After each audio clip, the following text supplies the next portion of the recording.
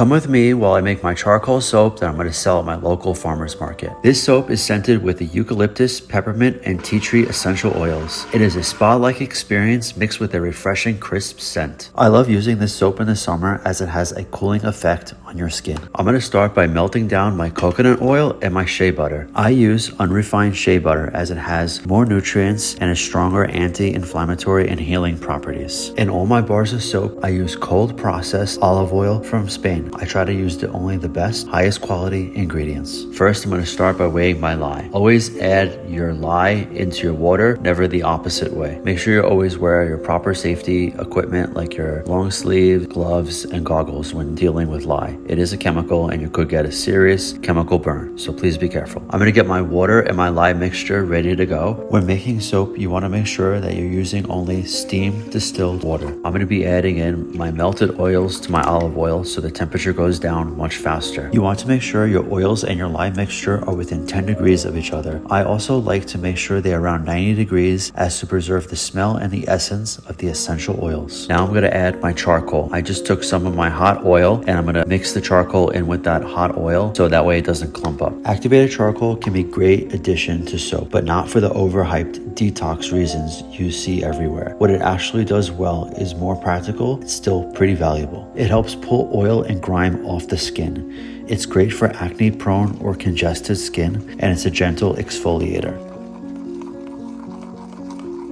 Now I'm going to take that oil and charcoal mixture and I'm going to add it to the rest of my oils. And then I'm going to use my stick blender to make sure that it's all incorporated very nicely.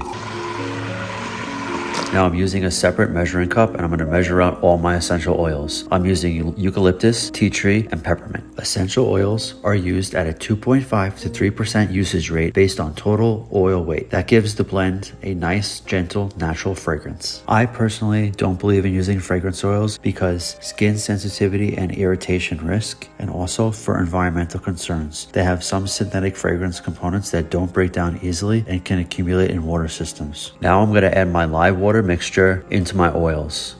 Never do it the other way around. You always add your lye into your oils.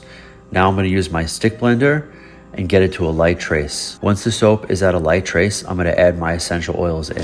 I do it this way, that way it preserves the scent of the essential oils. If you're using fragrance oils, it doesn't matter as much because they're much stronger, but I don't recommend using fragrance oils. I'm using two 32-ounce molds, which yields me about 16 bars of soap.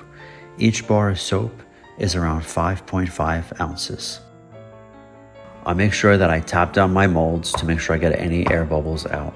There's a lot of olive oil in this recipe, so I tend to leave my molds for about 48 hours before I unmold them. As you can see, I did get some soda ash on my bars of soap. I'm just going to cut it off. To prevent that, you can put a towel or plastic wrap over your molds. I didn't do that.